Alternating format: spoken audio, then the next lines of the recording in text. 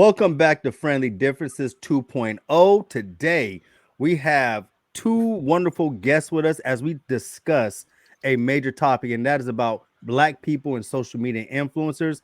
Yo, this is me, Professor Lloyd. We have my sister, Solid Blue Sister. We also have Thomas the Villain, and we have, what is that, Dread, Em- Dread Dread, Empathy? Dread Dread, Empath, Dread Empath. And so check this out. This is my first time meeting Dread Empath, but as we're backstage, I'm really digging this sister. I mean, she I, is amazing. wait. You don't follow her on TikTok? Honest to God truth, I stay in my own little world and in my own little world over here. And I kind of got drug into this little beef that I got drug into because I'm Pan African, and so the beef now is with all these people who are calling themselves indigenous. I don't know if y'all seen that. know These what? black creators are calling themselves I can't stand they're doing indigenous erasure. So I've been really involved in that, but I probably do follow her, and I'm gonna go check and make sure. But If you if ain't, I don't know why you're not. if I wasn't following before, I'm following now. I guarantee that. But look, we're gonna jump into this. We're gonna talk about the black presence on social media, influencers, and basically my opening statement is if black people are on social media, we're influencers in everything that we do. We're telling our story.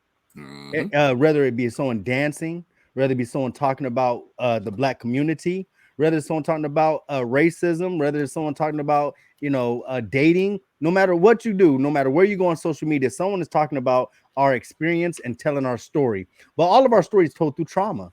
And we're going to be talking about some of those different things about trauma. So we're going to go ahead and give everyone a chance to go around the room and talk about basically give their intro and tell us what do you think about influence or black people or the influence of black people on social media. Solid Blue Sister, we're going to take it to you, and then we'll go basically in this clockwise. We're going to go Solid Blue Sister, then we're going to go ahead and get Thomas the Villain, and of course we're going to bring up the rear with the new one with the gear. Dread Empath, he's going to go ahead and do it. Dreads. So yes, so go ahead, Solid Blue. What you got about your opening soliloquy?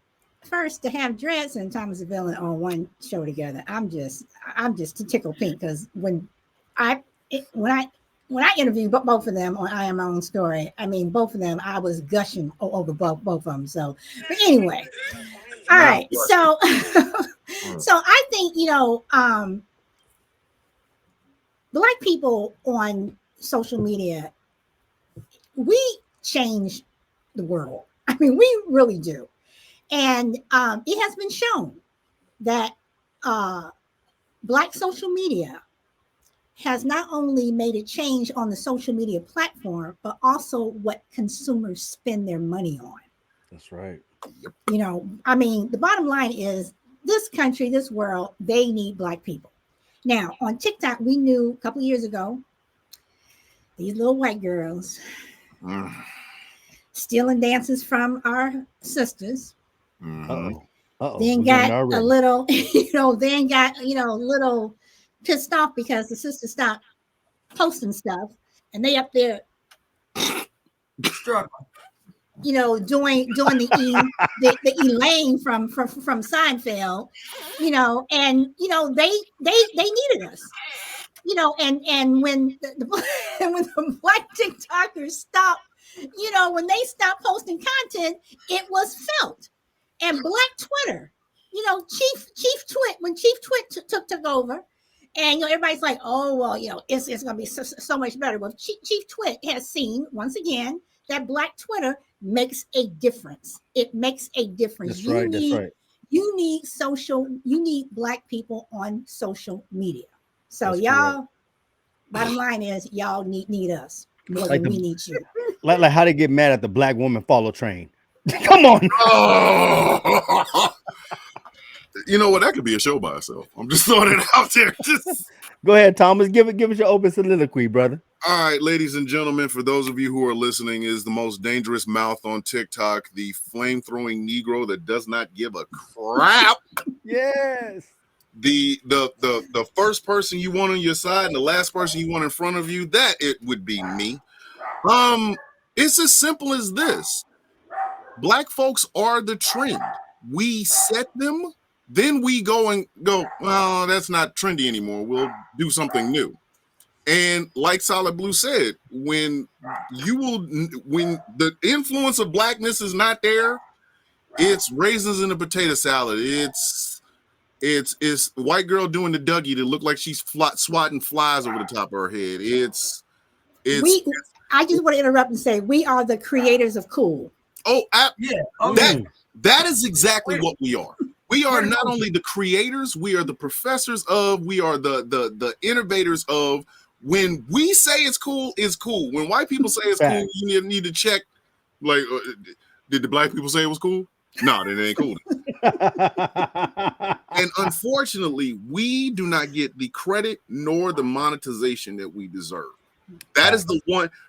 For far too long, black folks have been giving, extremely giving. Everybody always talk about black folks, we don't give. We give of our own coolness to the rest of the world. And unfortunately, what happens is you see when we ain't in the room, when we're not the ones that set the trends, you notice how uncool things are. Right.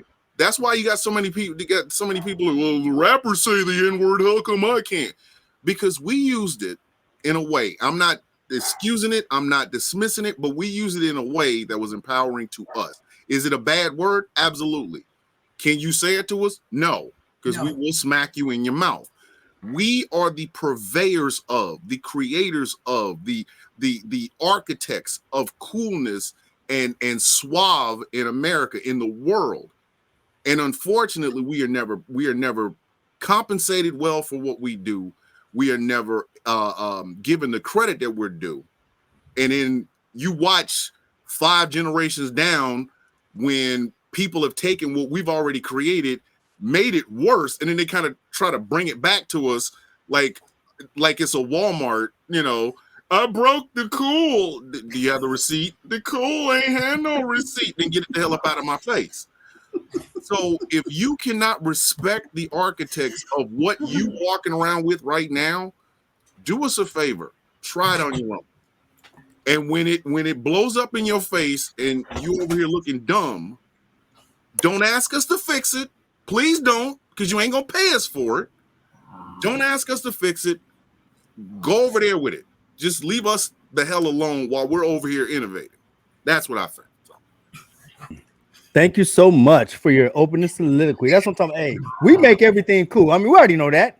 Yes. Come on, we already know that. In other words, there would not be any American culture if we weren't here.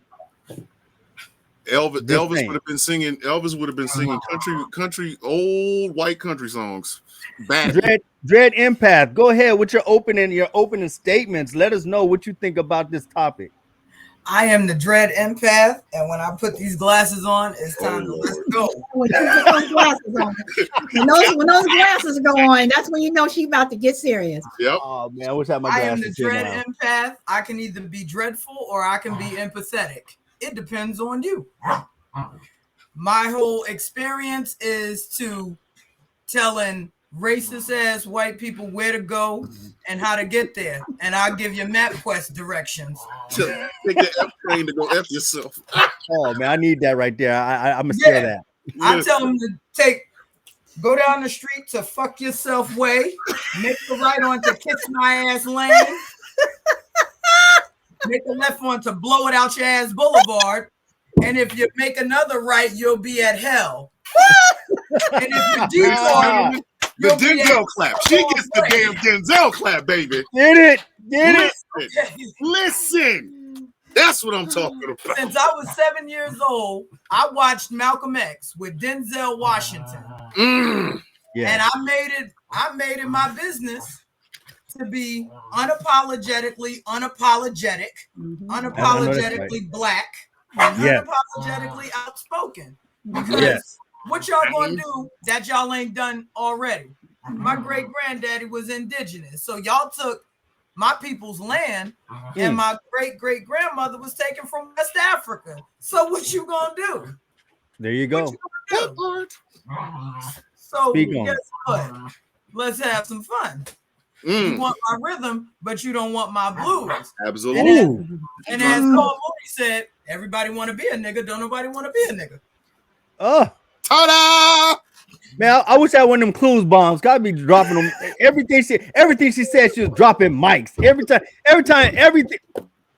Keep on dropping them mics. Don't be over with it. Everybody on TikTok swears up and down I'm the innovator of being the angry person and shit. And then I look back and dread impasse behind me. I'm like, y'all don't know what the hell's coming behind me, man. Well, I'm the old model. She's the new one. Florence Tate. I got time. Well, Florence Tate's son, Greg Tate, wrote a book, and it's called Everything But the Burden. And it's like they want everything but the burden of being black. And I think since the dawning of social media has truly, like, I mean, we've seen it go from MySpace. We've seen social media go to was that Tagged? I remember that little online thing. We've seen it go from to now, of course, then Facebook blew up, and then here come Instagram, here come Twitter, and then of course now here comes TikTok. And TikTok has put so many features on there that the algorithm is really hitting us. But my thing is, but if black people weren't on social media, or if we were not part of the social media, I'm not gonna say the hustle, but telling our story on social media, I think our story will be lost, because the way they're trying to ghostline us in the schools and the books, if it wasn't for social media, our story wouldn't be told. Black history would not be told. People are learning more on social media, not just about black history, but about the black struggle, about our black culture. They're learning more about that today than ever before. And I hate to say it. You know what broke was wide open? The summer of 2020. Of course. Listen, you want to see what social media would look like without black people? Go to Telegram. It is a conspiracy theory hellscape over there. It is Donald Trump riding on Pegasus, wearing Wonder Woman's bracelets. That's the Clapper, though. Clapper is the same way. Clapper had to change. Clapper had to change. No, I'm saying, but they changed to the white nationalists. They're more supportive of white nationalists. But let me tell you. So it was Clapper. When they first invented Clapper was supposed to be TikTok for white supremacists. And everybody was over there with the conspiracy theories and the hanging Negroes and shit like that. Then January 6th happened, and Clapper was like, hey, you see what happened to Paula, right? You want that to happen to us? Start cleaning this shit up. So they started to clean it up, and they started to go, hey, everybody can come to Clapper. Look, we've got things for everyone. But so they still maintain that white nationalists. Absolutely. They're going because the white nationalists have to have a place to vent their frustrations. Oh my God, the black people can dunk basketballs and get all the white girls. Why can't we? They need that. The problem is they're living in a time where black folks are not only on social media, we are all the way through social media. I've said it before. When you open up the TikTok app, let's say you want a lesson on blackness. You got 1,000 different people giving you 1,000 different points of blackness. I happen to do the loud, proud, Jack Johnson, loud, proud Negro version. Dread, she does the I'm not playing with your ass, get out of my face version. Lloyd does the now you've come here for this. Now sit down while I go and get these books and give you the lesson for today. Solid Blue 60. You give them the listen. Your mama drank off the titty of a black woman. You understand that, right? So black milk been in you, baby.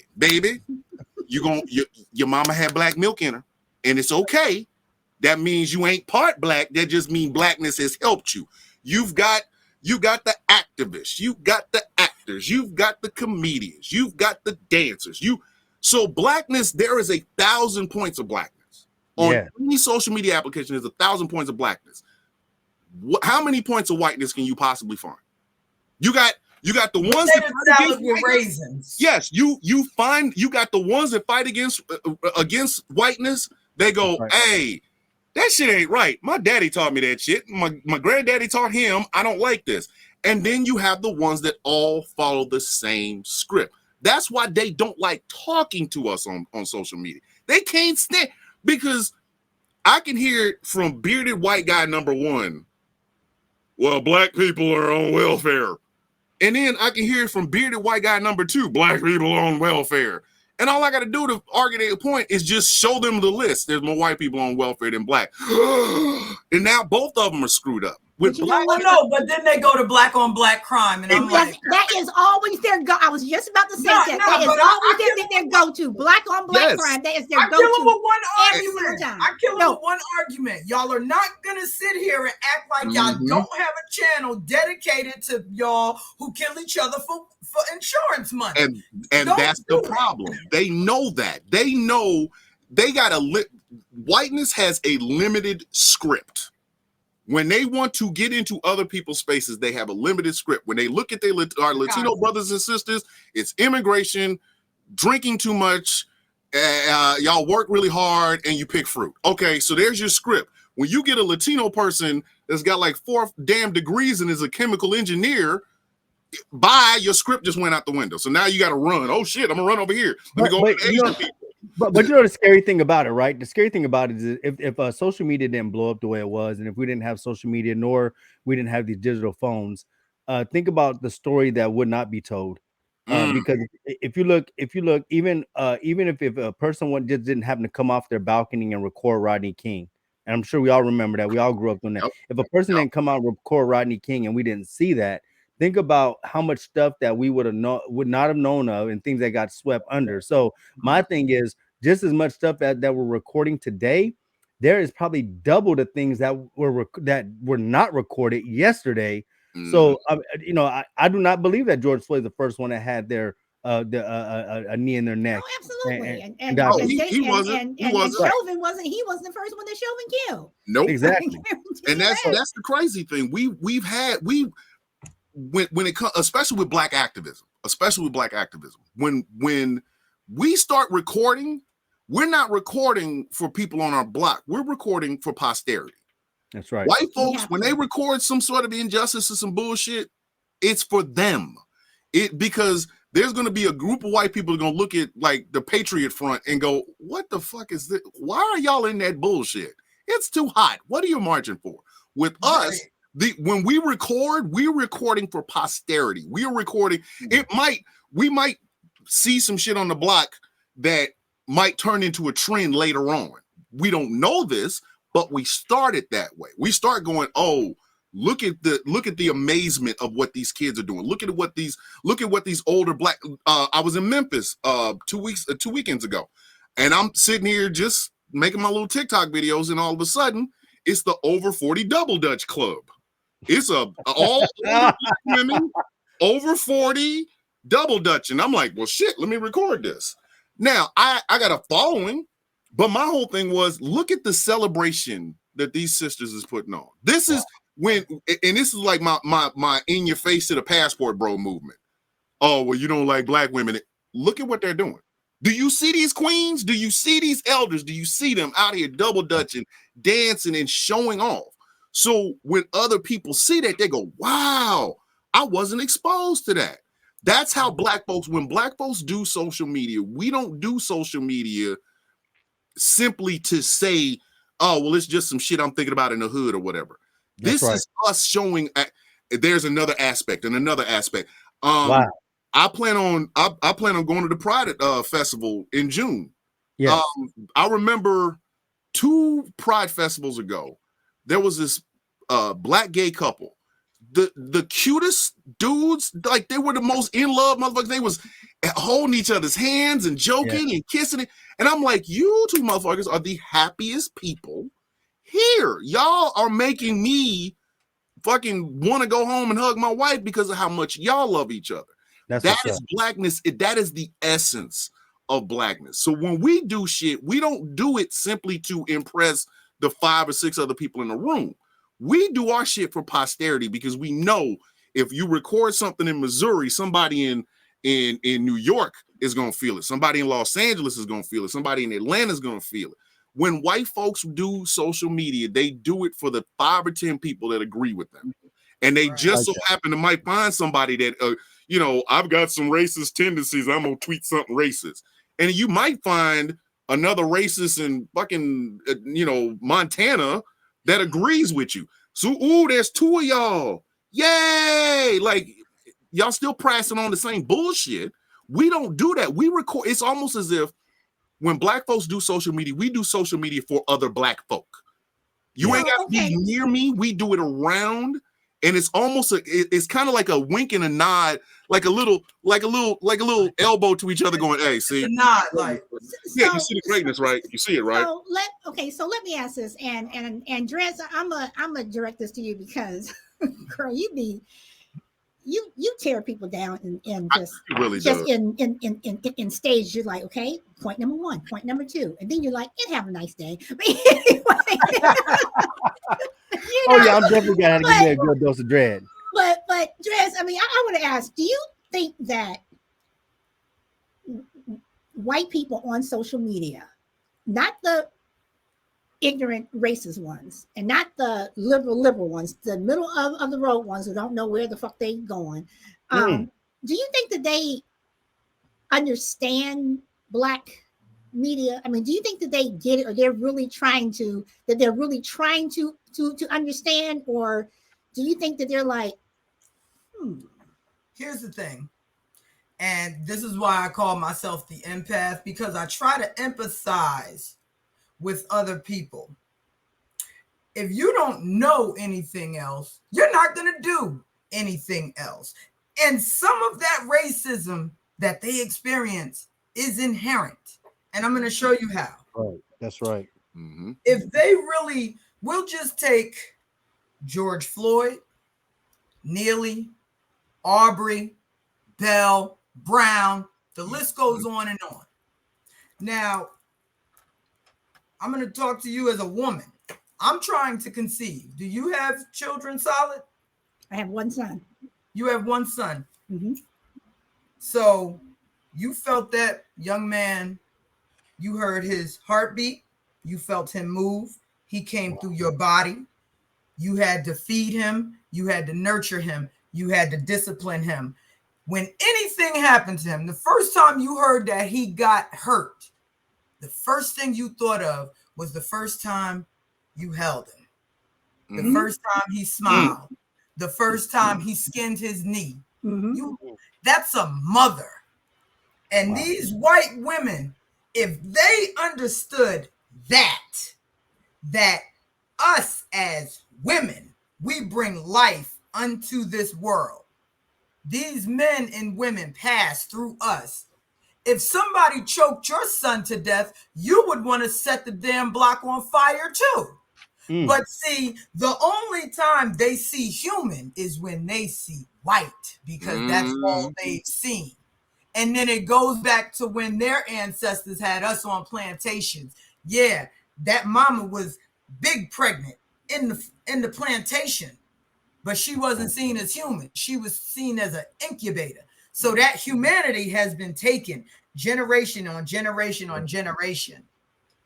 So those people in the middle, they're struggling because they're saying, this isn't right. I know they're human, but this is what I've been taught. Just think of how sick it was. We wasn't allowed to drink from water fountains and use bathrooms because they said that we had different diseases. The dehumanization and the hypocrisy goes hand in hand. They're sitting there saying that Neely got what he deserved. But when we got somebody with an AR-15, it's not a gun problem. It's a mental health problem. We've told y'all that Neely has a mental health problem. So why did he deserve to die? If the motherfucker with the AR deserves grace because he has mental illness, why doesn't Neely deserve grace for his mental illness? Because black people are not human. We're here to season your chicken. We're here to teach you how to dance. We're here to teach you how to do that stringy ass hair that you try to put dreadlocks in. Yep. We're here to be the fantasy for your women. We absolutely here to be the fantasy for your women. And, you want the jank of Lloyd and Thomas, and the yoni of Dread and Solid. But that's all we are to you. Something to be used. But this is my question, Dread. This is my question after you just said that, and hold on for a second. I just want to say from what Dredd said. So y'all see this photo here. Yep. All right. So there was a law. There was Wow. a law that if this woman, if she switched breasts and she did not wash her breast first, she would be taken out and beaten. Mhm. A white baby cannot eat after a black baby. Yes. My great grandmother was a wet nurse for the Lerner family in Florida. She was a wet nurse for a prominent family in Florida. Yes. Yeah. See, but Right my question is, do y'all think have we arrived? no, No. because No. we I still like have Candace Owens. Well, Mm-mm. I'm talking about in social media though. In social media, have we arrived? I think we made a grand entrance, But we but have I not don't arrived yet. I don't think exactly. we have. I don't No. think we arrived We no. until there's some type of parody. I think I forget that the white girl who was stealing all the black dances. I forget her name. The one that ended up on Like Jimmy Kimmel. 1989. Huh? Her name D'Amelio, whatever D'Amelio. Charlie D'Amelio. Yeah, Charlie D'Amelio. I mean, making all that money, millions of dollars. Now, I understand that one guy that does a little things like this and goes like that. They Yeah. got the, I'm sure, I'm glad that he went to stardom. But my thing is, as a whole, I don't think we arrived, and it's daunting on me, and I hate to bring this up because I really think that I love people who are anti-racist. I love, I like to see white people fighting those battles, but a lot of times, I see a lot, just me, and I see that even if black people say the same thing, for some reason, if a white person says it, we all jump up and down like, yeah, they got it, and we're happy, and we blow up their videos. Yeah. Thomas the Villain could say the same thing that a white creator. I forget that guy's name. There's one guy has a little New York accent like this, and he goes like this, and he's always, Ghost. Yeah, I know what you're talking about. he's a good guy. He's a good guy. But they listen. But Listen. but he says the same thing that I see black creators saying, and for some reason, because he's white and he got it, or because he's white and could do it, he's always talking about protecting black women. He talked about that booty breed girl and everything else, and his stuff goes crazy. But if a black influencer does it, for some reason, yeah, like black people are supposed to say it. But if a white person says it, for some reason, they've arrived and we shower them tizzies. We shower them and say, yeah, you're great, you're great. And I don't think they even got it all the way yet. The thing about it is because they're the default setting. exactly. Remember, they are the default setting. Do you guys remember the movie The Last King of Scotland with Forrest Whitaker? Now we're not going to say that Idi Amin didn't do some horrible things. He murdered between 80,000 and 500,000 Ugandans. He went too far when he killed the white man, didn't he? One white man or two white men had to die, but nobody cared what he was doing to the people who looked like him. They are the default. They're going to listen to and that's why we say racism will end when white people chooses for it to end. Not to mention the fact, especially when it comes to social media, like all different things. For us, and I go back to that Chris Rock joke. I know a whole lot of people got a problem with Chris Rock, but I go back to that Chris Rock joke where he said black people have to fly to something that a white man can walk to. Yeah. Describe how he lives in a neighborhood with Jay-Z, Mary J. Blige, and him. One of the greatest rappers of all time, one of the greatest R&B singers of all time, one of the greatest comedians of all time. He said, and our neighbor is a dentist. Just an average ass white dentist. The bar for us is so damn high. Wow. And I had to tell somebody this in a live one time. When black folks celebrate black folks, it has nothing to do with our race. It's I'm black and I just won an Academy Award for Best Actor. That's good. I'm black and I just won 4 gold medals at the Olympics.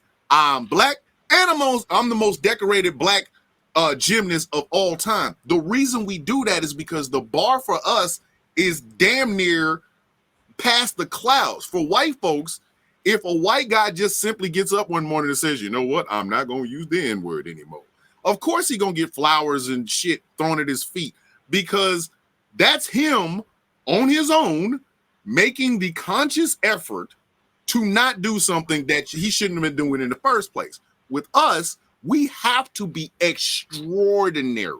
Black women, and the reason I will continue to fly the cape for black women is because black women make the absolute extraordinary look ordinary because they had to do it in the first place. Even black woman's sexuality has to be extraordinary. You can't be you can't be a black woman that just like a black female sex worker has got to be the baddest sex worker on the damn planet. She got to be a contortionist. Yes, she got to be able to literally suck it, fuck it, make a sandwich from after it, and wash the dishes and take care of the kids. Because if a black woman says I'm a sex worker, automatically she is dropped. So her stock goes from here to here. Now you got Heidi Fleiss, who was a madam. She was a madam. And they were like, oh my God, Heidi Fleiss, Hollywood's biggest madam. Yeah. You mean to tell me there wasn't a black woman out there hustling just as hard as Heidi Fleiss? Really? And I'm only using Heidi Fleiss as an example, but that's us.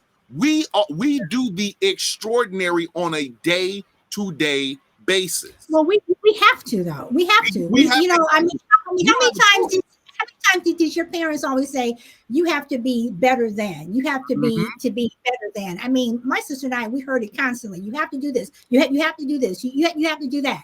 I mean, even with my son going to, thank God he's going to get his master's.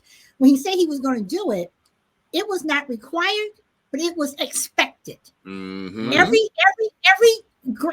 niece and nephew have masters and PhDs. My mom has her or she received her master's. My sister got hers. I did not go for mine, but it was not required, but it was expected. Yep. Like this is what we expect. And that's the thing. We know, like black folks understand stereotypes better than white people. We understand the stereotypes that white people have for us because we live with it. We have lived with them. They're in our house. They're in our face. They're in our neighborhoods. We know what the stereotypes are. So knowing those stereotypes, walking out the door, we understand. Like Papa Pope said, you got to be twice as good to get half, right? So, and my wife and I were reading a story last night about this young 13-year-old black kid that has 4 damn degrees. He is going to Oklahoma State for his his bachelor's, and like he's got patents from IBM. Now, you look at him and you say that is absolutely extraordinary. Black people are going to celebrate that. Now, white people are going to go, well, why are you guys celebrating it? He's just really smart, because we know what y'all think about us. Y'all was expecting dumb niggas with sagging pants. Here's this 13-year-old, 4.0 grade point average across the board. The boys graduating college. I don't give a shit. Oh, it was community college. I don't give a shit. It's a college, and a 13-year-old black kid is graduating, right? So when we celebrate that, we like, yes, blackness on display. White people get mad. Well, why is it got to be a black thing? Because we know what you think about us. We have lived with your bullshit stereotypes our entire lives. We were raised with them. Our parents were raised with them. So when we see that level of black excellence, we celebrate it, because y'all ain't. Y'all are gonna just see, wow, he's a real smart kid, man. You're really articulate. That's the, and that's why we need black people on social media. And what you just said is like, it's like, remember what Harry Reid said about Obama? He said, and he speaks well. And it's like that pissed me off, because it's like, and I have this thing about speech. I'm sorry, but I do. Yes, we speak well, and but we have to speak well. Yes, we have to live in 2 different worlds. And I know some people don't like me saying this, but I'm sorry, but speech matters. Yes, it does. Speech matters. And when when we have these these black content creators on TikTok, and I hear how some of them are speaking, and then I read some of the comments, and some of the comments are like, well, she must have been raised around white people. or he must have gone to this school. Why do I have to be raised around white people to speak the way that I speak? Can I just know how to articulate, just speak? One of the beautiful things, and it was actually said about Malcolm X, is Malcolm X could go on television and speak to any white man as articulate as they do. Mm-hmm. And he could also speak to the pimp and the hustler and the drug head on the street. That to me is how I try. That is exactly my template. I will make all the motherfuck videos, blah, blah, blah, blah, blah. I will make those videos on TikTok all day. And then somebody will meet me out in public and they'll go, well, I didn't know you spoke like that. Exactly. Because your expectation was, oh, I'm just this dumb, profane Negro. The reason I do it is because I have that ability. I do for the 3 minutes I'm on TikTok, I'm not really caring if a person understands that. But when I know when I'm supposed to turn it on, or exactly, and that's what it's all about. It's all about when to turn it on. You got to know when to code switch. Absolutely. Of course, you code switch in professional place. I mean, E.B. Du Bois talks about having a double consciousness. Yep. And so and we have to navigate this world through a double consciousness. But there's also the governance of the Black family is a university. What do I mean by that? Is there's some ways that we communicate that's a university. Yes. The head nod is a university. The chest bump is a university. The dap is a university. There's things there's things. Come on. How many times have your mother said to your child, get your butt up over here? That's a university. It's the way you inflect your voice. Or when you call them by their full name. You know what I'm saying? When you call them by their entire full name, those are only things that we know. Just like a lot of people, we might have a nickname, right? Something that only the family gets to call us. No one else gets to call us this. Only the family gets to call us these names, And so when someone outside the family calls you that, it's like, you don't know it's like that. You can't do that. This is for us. You know what I'm saying? So keep my name out your mouth, buddy. Just exactly. But do you think that content? Do you think that white people understand that when they look at Black social media? Do you think that they are understanding that we have our own little world? And I'm sorry, you all cannot be a part of it because you're not a part of it. They don't understand it because they're trying to crack into it all the damn time. They don't understand that because it does not include them. Look how I was just getting ready to say that. I was just getting ready. Them on fire with the Black girl follow train. Why do we have to? Why does it have to be a Black girl follow train? And exactly. I think y'all saw this video. I said, so y'all want to stand with us now? Let's go back in time. Y'all could have stood with us with Amadou Diallo, with Mike Brown, with Sean Bell, with Sandra Bland. The list goes on and on. Silence. With Trayvon Martin. What happened? Y'all got so triggered because he had a small bag of weed. Y'all didn't want to stand with us then. You damn sure don't want to stand with us in the polls. But God forbid, Black women are online loving each other. Hey sis, I'm sharing your business. And hold on now. TikTok got a little upset. White TikTok got a little upset when you saw the video where the girl said, "Don't call me sis." And then white women were like, how come we can't call you sis? And now they upset that goes back to that thing. The Black girl follow train proved something really, really strong to me. White women in particular, white men are just a totally different animal. They are who they are. But the Black girl follow train proved to me that white women, when given an opportunity to create something of their own, they cannot do it, and they get mad when Black women can. But why do you think that is? I mean, why do you think? And I'm being totally serious. I'm not being funny. Why do you think that is? Why do you think they cannot do it? Why do you think that they truly don't? It's not in that. They're not built like that. Because white women. The thing about white women is when you have been put in a box. Your purity's put in a box, your body's put in a box, your virtue's put in your box, your chastity's put in a box.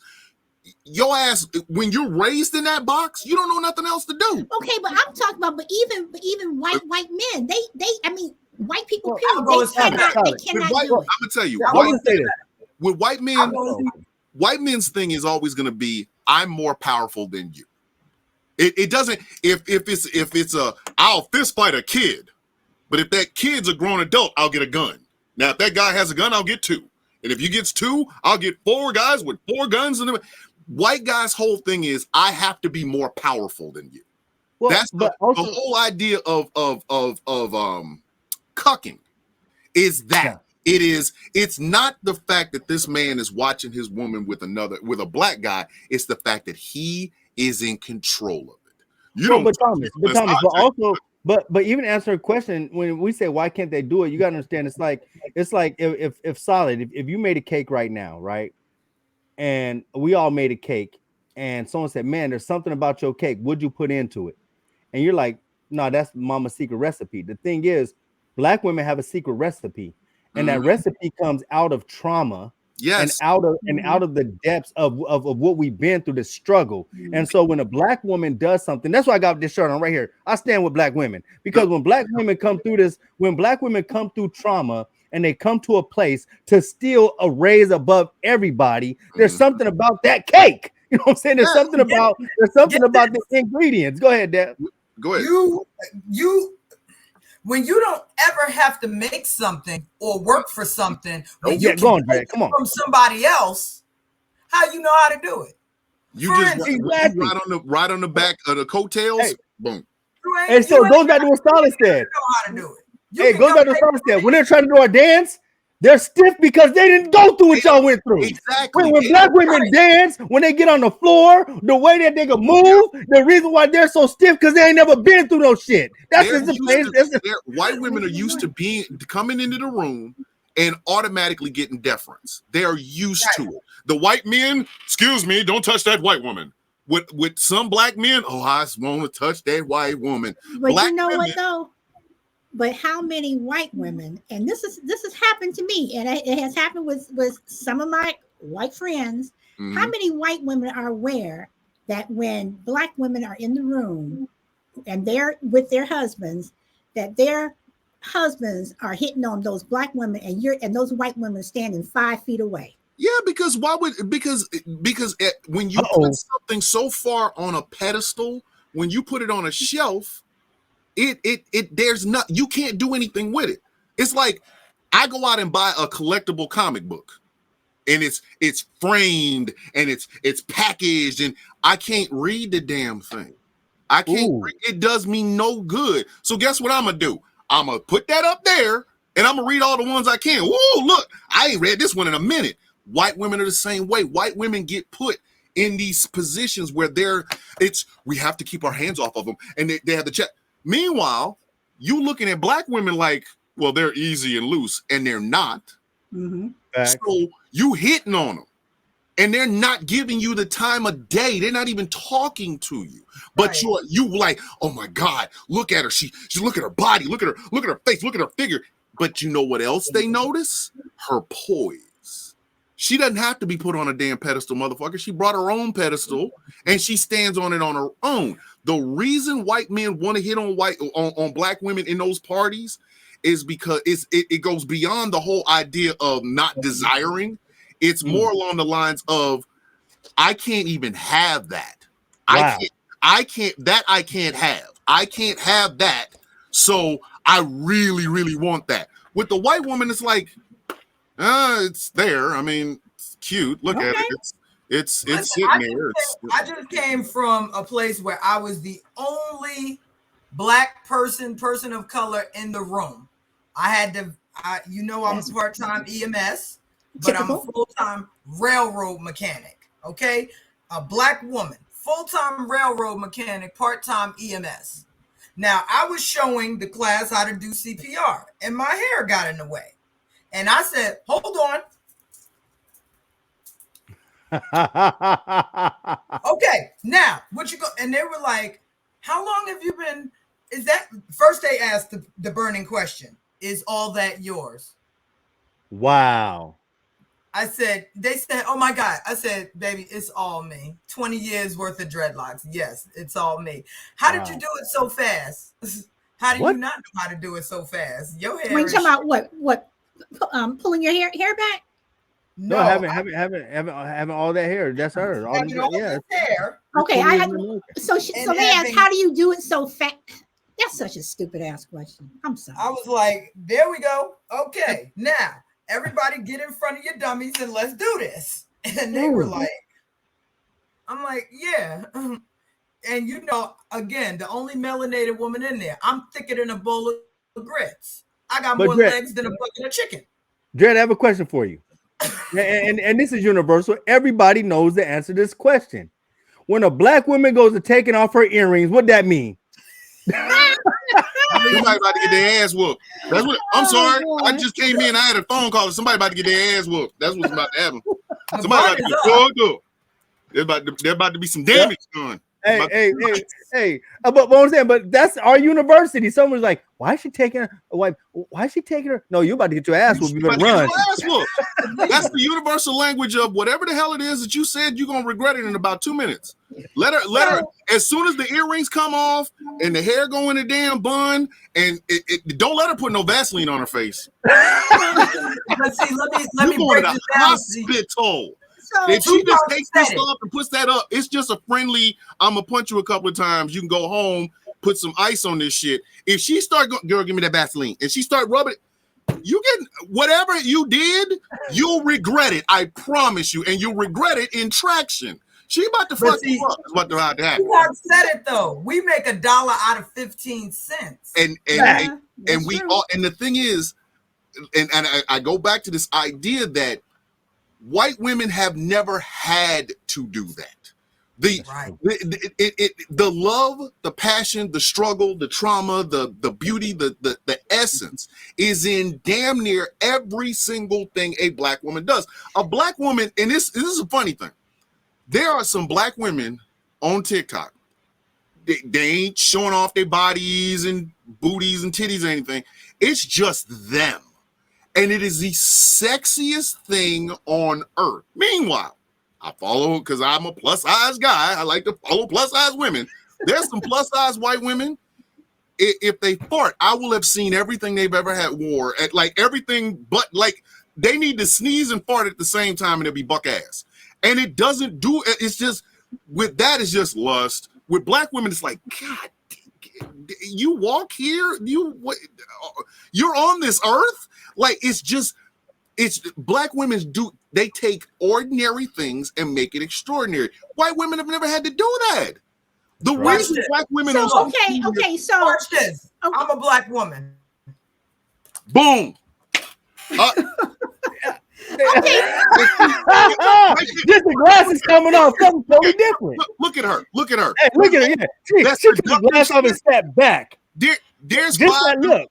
Listen, there's 5 guys right now that will cash their whole paycheck and just send it to her simply to go, what you thinking about? If she says, for $5, I'll tell you, baby, what's your cash app? What's your cash app? Come on. So what do you, so when the black TikTok dancers or creators on TikTok 2 years ago, when they stopped posting, do you think that the white copiers, stealers, thieves, do you think they were disappointed? Do you think they were mad? Do you think they were enraged? Do you think they were, how dare they? I mean, what adjective would you use? Oh, they were pissed. They were pissed. You mad? Listen, you can be talentless and steal, and people will love you. But if you talentless and can't steal, what good are you? You are a pair of Crocs to a person with no feet. That's exactly what the hell your ass is. So do you think that because I wasn't on TikTok then, but that kind of made me get onto TikTok. So do you think that when all that happened, that kind of, and that was before George Floyd and stuff, do you think that kind of still spurred, other black people say, well, hey, all y'all do is just steal, and then more black content creators came on. And then when George Floyd happened, it got massive. Yeah. But do you think that when the black dancers stopped doing stuff and everybody found out that the white people were stealing, that made other non-dance black people come onto the platform and say, y'all, we need to break it down for y'all. We need to break down everything. I think honestly, when black dancers on TikTok realized that they shit was being stolen and they weren't getting credit for it and they stopped, I don't think they stopped dancing. I just think they stopped dancing in front of the camera for white folks. I think that's what it was. Because there's still, you can go on any other social media platform and see dances, but they've gotten a lot more complicated. Because they figure if your white ass can steal this, be famous. Because we're about to make this extremely difficult. But what we need to do, but I think one of the things we need to do, we need to learn how to start to and it's not the patent is not the word, but sometimes learn how to copyright something like that. And I think there has to be a way that you can do some type of dance and put something on there to say this dance is made by such and such. And even though other people might do the dance, I mean, come on, we was all doing the Soldier Boy years ago. We was all trying to Superman the hoe or whatever he said, right? Watch me, you. I mean, we all did that. But we all know where it comes from, right?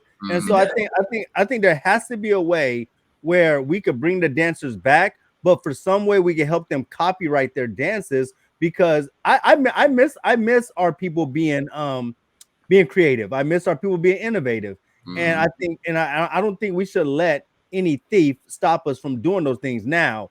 I understand why they would stop, because trust me, I think they like to call it content integrity. I don't know, whatever you want to call it. But I know what you're talking about. God damn, I can't think of it. Yeah, you know the word I'm looking for. We have to not be afraid to gatekeep as well. Listen, we have to stop there. Yeah, I'm gatekeeping it. Yeah, you can't have my hair care products because your hair gonna fall out.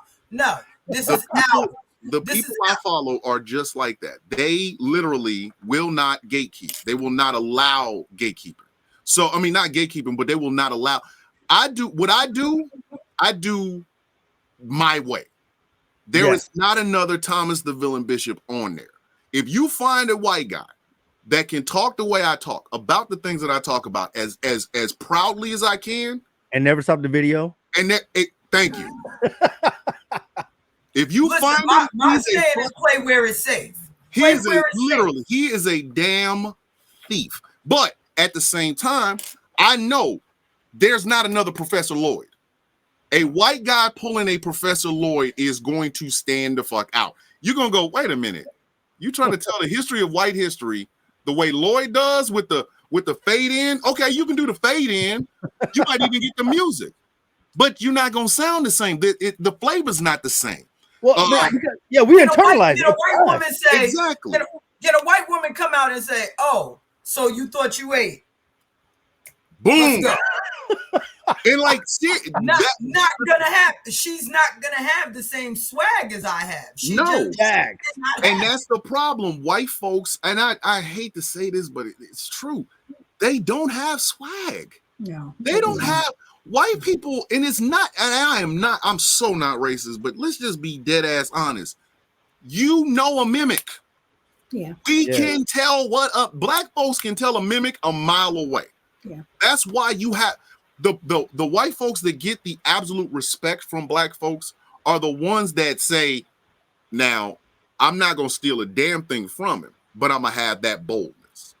Even if you just the most talentless motherfucker on the planet, you have that boldness, because the very first ingredient in blackness on social media is our boldness. Yes. Whether it's talking, educating, laughing, making jokes, doing whatever, we have a boldness about us. We come into the room knowing everybody ain't gonna like us, and some people in here are gonna call us some really ugly names. We don't give a shit.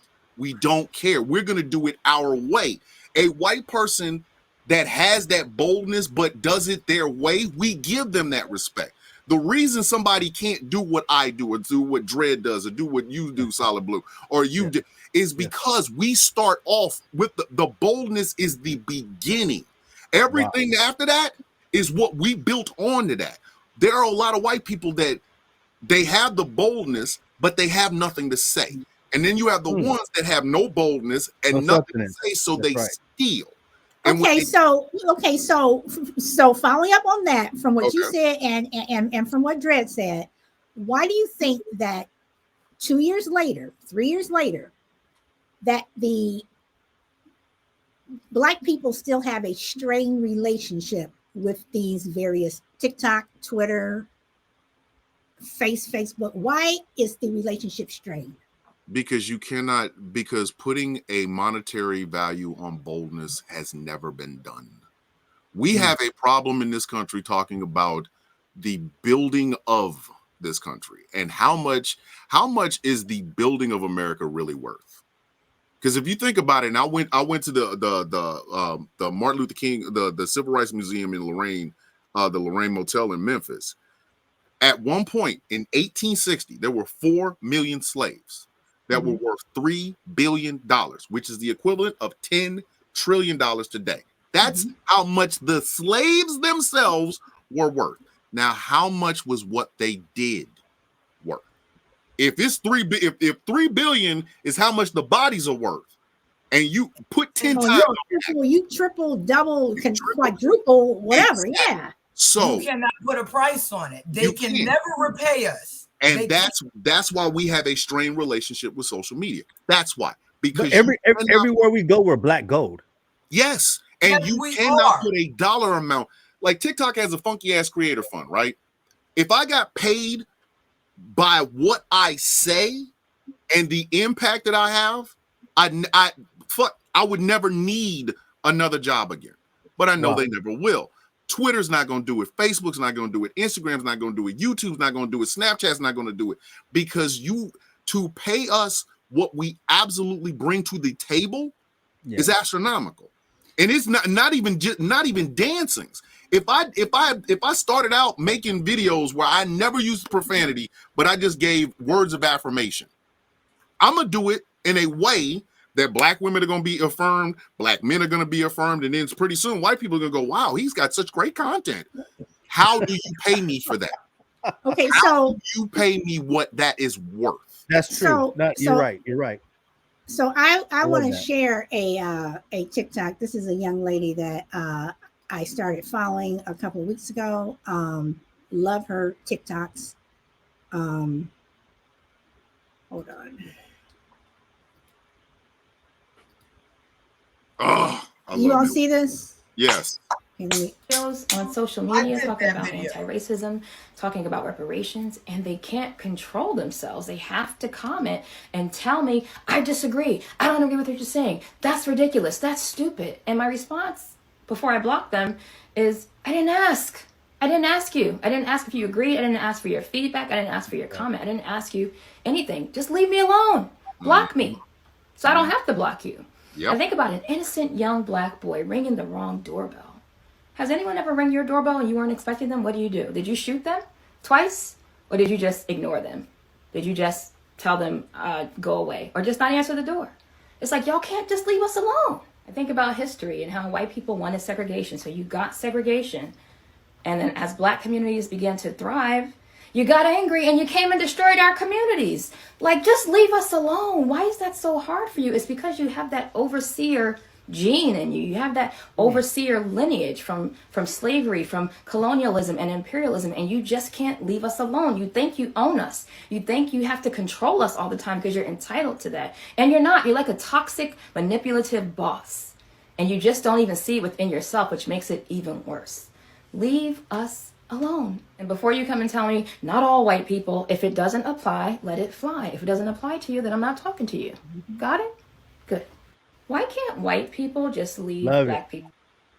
And you would have thought that she basically went into every white woman's house and peed in her damn so again, from that and social media, I had to stitch that video. Well, yeah, and your comments were up there because I look at all the comments and I try to scroll down so I can see a lot of them.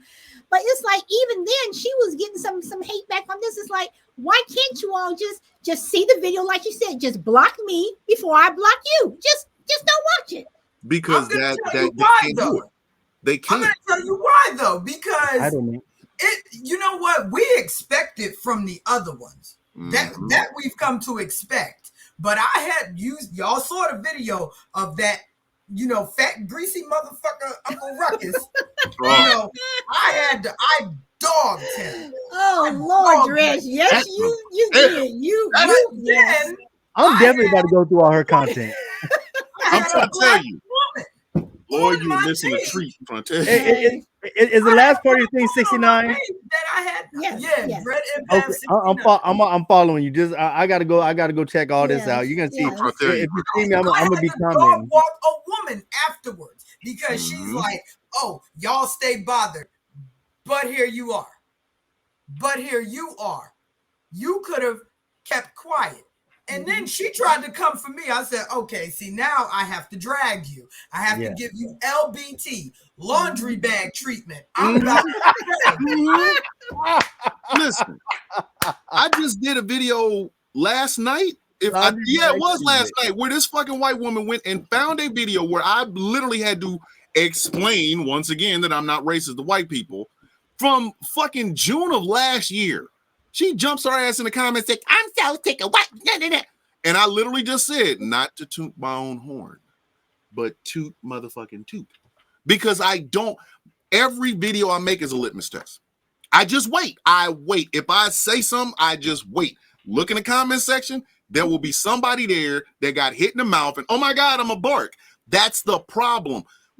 The black girl follow train proved a very big point to me.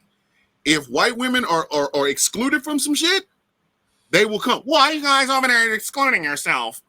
We're excluding ourselves because we are showing love to each other. Something that I believe black women should be doing every single day. But white women wanted to be affirmed because they not. And then I even made a video. How's that white woman follow train going? And you know why there isn't a white woman follow train? Because white women do not affirm each other on a day-to-day basis. No, they don't. Plus-size white women will affirm plus-size white women. White women going through struggles will affirm other white women going through struggles. But a collective of white women affirming each other, there were white women in the comments of that video that was like, we don't even get along like that. Black women, when black women decide, and I say this all the time, hey, sister, don't let your crown dip. Don't let your crown dip. That's right. My thinking is, I'm telling you, you are a queen. When you got your ass up this morning, I don't care what you had going on in your life, you were a queen.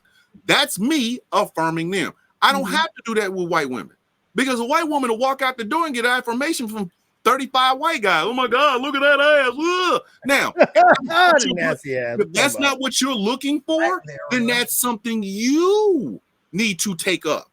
If white women had done more when they heard a black girl follow train, if white women had finally put their bullshit to the side and said, you know what? These sisters over here affirming themselves. They're doing it. There's no men involved. They don't need men to come in and kiss their ass. They're affirming each other. It's a sister over here, affirming the sister over here, affirming the sister over here. Let's do the same thing. But white women are always going to they have to one up each other. It's like, I'm affirming you, white woman.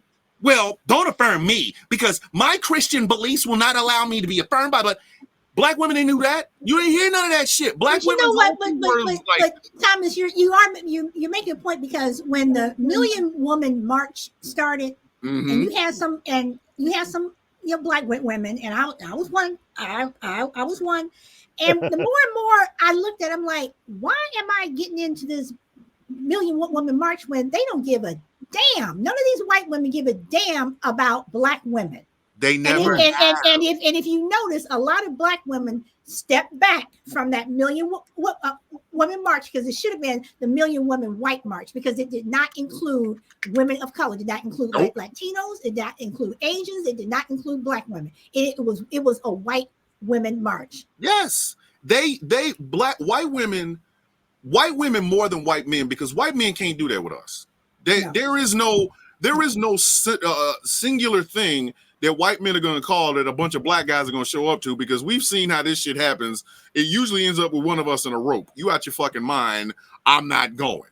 But white women. But when they did the Million Man March, which was very successful, and everybody in DC like you're gonna have to lock your doors. You got to do this and do this, and then they copied.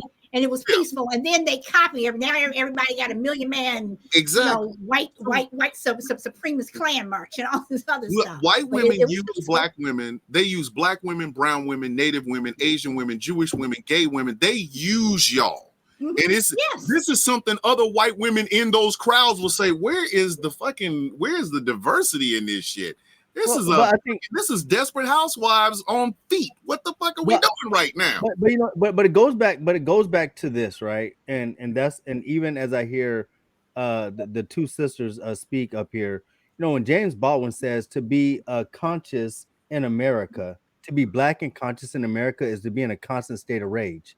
Yes. And even though you might be doing something positive, there's still a constant state of rage because you're coming through that trauma just to do what you got to do. See, I think sometimes when people look at black women do extraordinary things, people need to understand that to produce that, they had to come through a lot of trauma. You don't know what she had to go through to come and be the person that she is today, to be present before you today. The things that she had to go through. She had to go through being the most marginalized person on the planet. She had to go through being hated. She had to go through someone saying that her skin color was not pretty, that her hair was not pretty, that the way that she spoke was not pretty, that no man would ever love her, that all she's good for is to lay on her back. And so every time a black woman produce something, you must understand she had to come through all that trauma just to do it. And so when I talk about these ingredients and why is there something different about it when a black woman does it? It's because of where it came from. She had to fight through a lot of things to be here and present, even today. Even the two sisters here right now, y'all two had to go through a lot just to come here today. Things that we don't even know about. I got off work at 7 a.m. and I ain't been asleep yet, and I still got to go to work tonight. But on my page, before I think it was the end of 2022, I did a video that said, "Black women, how dare you? How dare you get up every day, put a smile on your face, make sure that hair is right, take care of those kids. How dare you do it all with the world on your shoulders?" And this is what we have to do. And what burns a hole in my drawers is when I'm in these lives and they're like, "Here you go, playing the victims again." I said, well, who's been the motherfucking villains of history? I'm like, I'll wait. Touche. I'm just saying, we didn't own no plantations. Nope. You think somebody wanted to lay with your wrinkly, crusty ass, and now that we have, evolved and started doing things on our own, now it's victim. I said, well, you know what? If you didn't want us here, you should have picked your own damn cotton. How about that? I go back to what that sister said. Whenever we try to do something, whenever black folks try to do anything singular for black people, about black people, in the defense of and for the betterment of black people, there has either, and I will tell you how this works. If they can't get in through the front door, oh, what you guys over there doing? Nothing. Get your ass up out of here. Get your pale, pasty ass the fuck on up out of here. What they will do is they will find a docile, very pliant Negro, and they will send that motherfucker in there. And what happens? Herschel Walker. Exactly. They will send that motherfucker in there. And there's so many of them. There are so many of them in social media. I said this last week. I was like, what is the distinction between black conservatives? I saw that video. Not conservatives who happen to be black. Black conservatives. There is absolutely not. You can start naming them just off of TikTok. There's nothing different about them. Nothing. They all have the same masses mouth, and they come in. It just so happens to be coming out of some melanated skin. That's what they. And then that person comes in and they start breaking shit up. Well, why are we segregating ourselves? The white people are good. Why ain't we including the white people? Because number one, we don't hate these people, but they're not involved in this. When I say I love my sisters, I'm talking about black women. I'm not. Okay. It's not a dismissal of any other woman. I want black women to know. I'm like, look at me, black women, sisters, look at me. I love you. I love you. I'm here for you. I celebrate you. That's me giving love to a group that I know needs it. It is not me segregating. It's not me looking at other women and blah, blah, blah. It is me giving love and affirmation to a group of women that I know is going to need it. But there's always that one that's in the group. Well, we don't have, white women, we don't need to do that. We don't. Listen, I tell people I don't date race or date size. That was my motto from years back when I was a kid. I dated size 200 and above. Boom. So I dated across the fucking spectrum. But guess what? When I wanted a special message for Black women, I told Black women. I specified to Black women. This is for Black women. Hey, just because you see me with this 200-pound Latino chick, or this 200-pound white woman, or this 200-pound Asian woman, don't mean I don't love you. I got one of y'all too. I have to piggyback on it. I have to. Go ahead, because you know. As I said, I am trying to conceive. And one of them dusty dick dudes on there. Oh yeah, you probably couldn't get nobody to conceive with you. I said you couldn't have me in a wet dream. Thank you. Try again. But you couldn't have me with a handful of hundreds. Right. You couldn't. Right. You'll dream about me, and I'll get in your dream and say, nope. Nah. You ain't good enough. Nah. I said, she said, if you had the last penis on earth, I'll try to conceive myself. Listen, I told this man the reason why it is imperative for me to procreate with a Black man is because I have a Black father. Tomorrow, my father turned 78. I'm taking him out to the Cheesecake Factory. I love that man. Yeah, and you know why I love him even more? Because he's not my biological father. He did the job that another man didn't want to do. He's a husband, he's a father, he's a business owner. He taught me how to talk to women, which is why I'm such a playboy. Okay. She over here macking.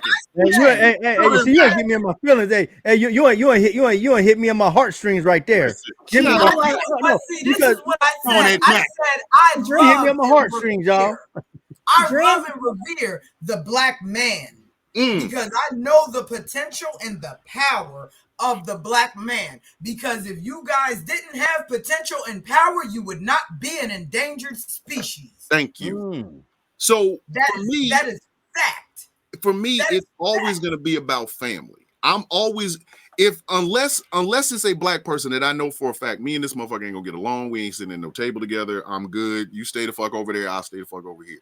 Black folks is family. That is my family. That's my people. So it's not that I'm ever going to, these white spaces, like that one fucking goofy ass Black guy who, look at this conversation. Listen, they ain't never going to accept you. I'm sorry. They're never going to accept you. I don't care how nice you talk. I don't give a shit how much you appeal to the white persuasion. They ain't going to accept you, dog. They don't like you. They don't like you. So your ass on fucking social media clowning, they don't like you.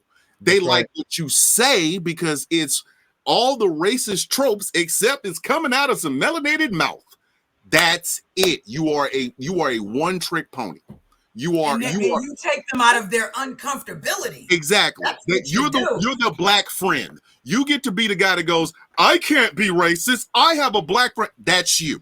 That is you. And your ass, you don't want to be a part of this? Cool, great, fantastic. But make sure you understand that your ass stays over there and that you are exactly a one-trick pony. Okay, so don't come to anybody else because I'm embarrassed to dog shit out of you because you can say whatever you want to about me, but I am first, last, first in the morning. At the end of the day, I am a Black man. I will stand up and fight for Black people, whether it's on social media, whether it's in the radio, whether it's on the streets. My Blackness is not for sale, nor is it one of those negotiating tactics. I come in with the Blackness. What the fuck you want me to do about it? Turn it off? I can't. Sorry. So to come full circle and to start winding it up some, from what everybody said, do you think that Black content creators, no matter what platform they're on, that other people, mainly palm people, okay, or as one person on Twitter that I follow calls them children of the chalk. I know one person. I know one person calls them the Mayflower kids. So but I mean, but Tasty privilege parade. But do you think that they get the whole thing of we should not say I have a Black friend? We should not. I mean, that there's just certain things that you all just don't say it, or as I always say on my podcast, if you don't know what you're talking about, just sit there and just don't say anything. Just be quiet. You don't always have to say something, because there are times when I have absolutely no clue what people are. I just shut up. Right. They don't, but they will. You keep and the next generation that comes behind us, they're gonna make damn sure they know. They didn't know before social media became big. But they do now. Gen Z is definitely letting. Oh, Gen Z is letting people know. Gen Z ain't. I love Gen Z. Let Black friend come out of a person's mouth in front of a Gen Zer. Me? No, I'm not. Not anymore. I'm not. You can get the fuck up out of my face.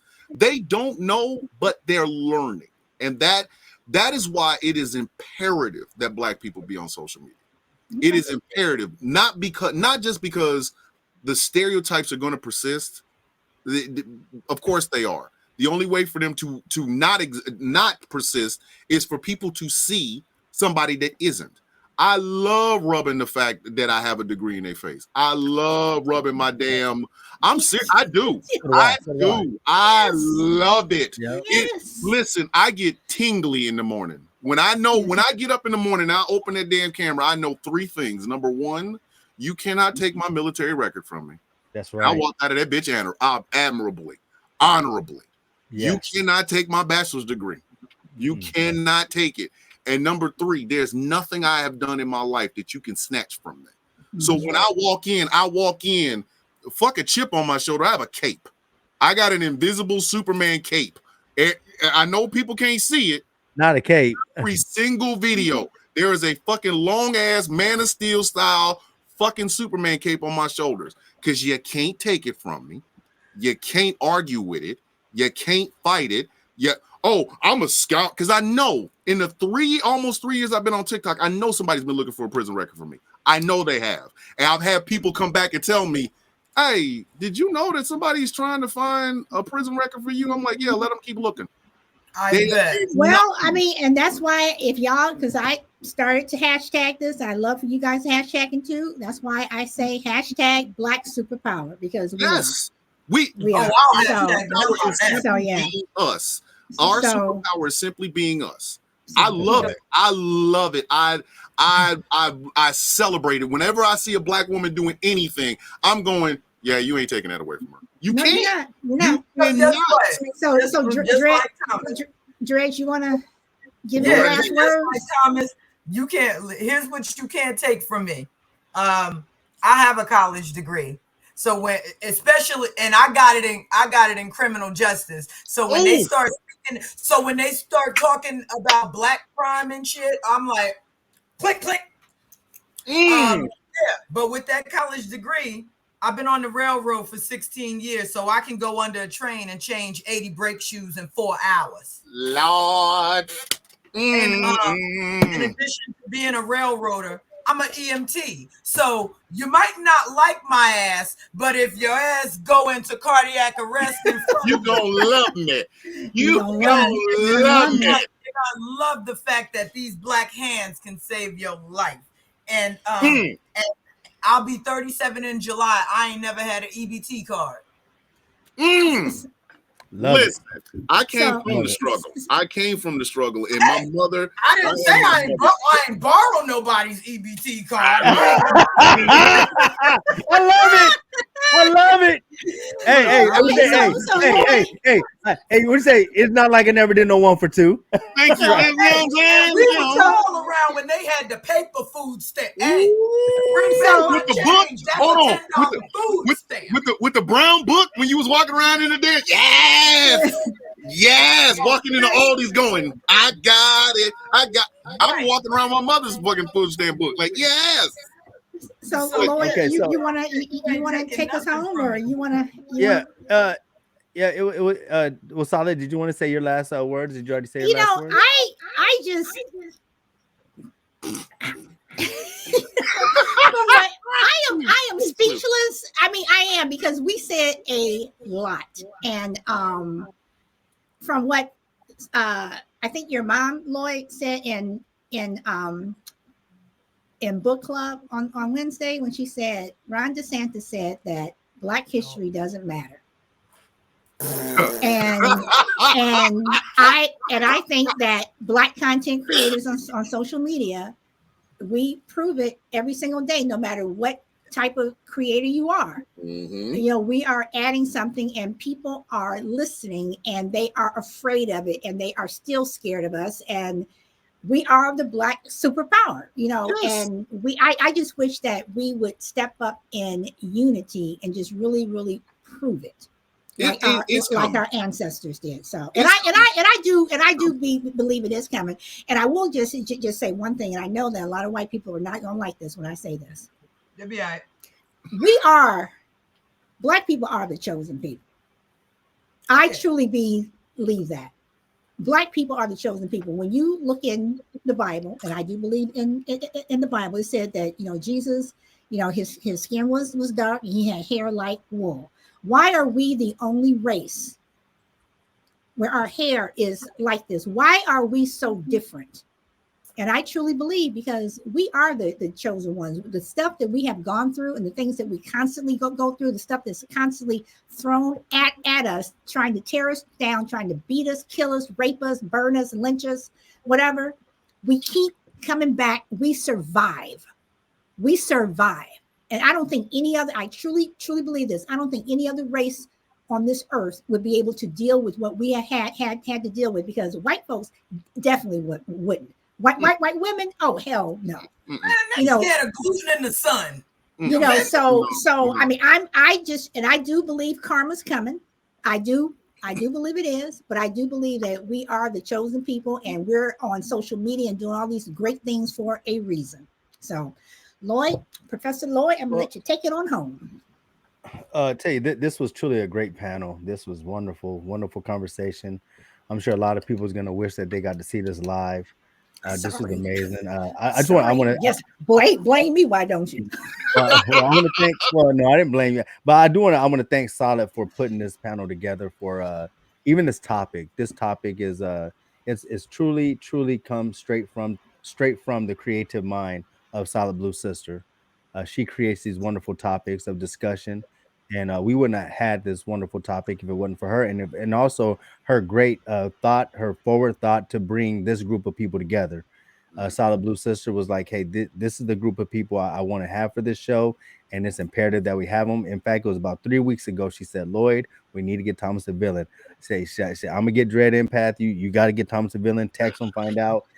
Even a week before, she arrested me on a text message. Have you got Thomas the Villain to I was like, I said, you know, I told Truth. I said, Truth, I haven't, but Thomas is a great guy. I got him right now. I text him right then. He gave me the affirmative, and I appreciate you for just even on a week's notice for okaying to come up here with us. Dread Empath, I can't wait to start looking at your content. You got to. You have to. Lloyd, you have to. I'm trying to tell you. I have to say this before we go, because I finally got Thomas here. Thomas is the reason that I started being active on TikTok. See, Thomas, we love you, Thomas. I ran across that brother and I said, damn it, it's Paul Mooney reincarnate. Hold on. You hit it on the nail. Paul Mooney reincarnated right there. God. Yes. Listen. Yes. We were just talking about Dread last night. We were just because we was doing show prep for the show on Sunday. And we were talking about membership for the Villains Guild. And your name was literally the first one I thought of. I said, there's absolutely no way we cannot have that woman with us. There's none. The way she operates, the way she thinks, the way she comes after people, she is a fucking villain. Why is she not with us? And sure enough, they were like, I'm gonna tell you what I'm giving up right now to be part of the Villains Guild, because I already know what's gonna befall me. I have applied to be promoted. In 9 years, I have applied to be. September will make the 4th time I've applied to be foreman. I tried to be a locomotive engineer. I tried to be a yard master, and this will be the 4th time I become foreman. I was already told, you don't think they look at your social media? I said, oh my God, have you seen it? I've been looking for it everywhere. Looking for what? The fuck I give that they don't care about what's on my social media. I said, because if this company values diversity, then they understand what I'm saying. And if they're triggered, that sounds like a them problem. Fuck you, pay me. I make damn good money without the promotion. And now, yes, So I'm willing to sell my soul for the promotion. So to wind it all up, I will say this. It's a James Baldwin quote. He said, the problem in America, and I'm going to change a little bit. He said, the problem in America is that we've been integrated for a long time. What does he mean? A lot of times I like to say we didn't integrate economically. Well, we are Black Gold. We've been integrated economically. We just happen to be the money. We haven't been integrated politically. Yeah, we have. We don't represent ourselves in the seats of Congress, but it's our vote that gets things over the top. And we have not been integrated with resources because we are the picture of how they hold resources back. And integrating ourselves into social media is something that we have taken the bull by the horn. We made sure our voices are elevated. We made sure that our voices are heard. And if it wasn't for creators like you two, if it wasn't for people like Solid Blue Sister putting this together, our story would not be told.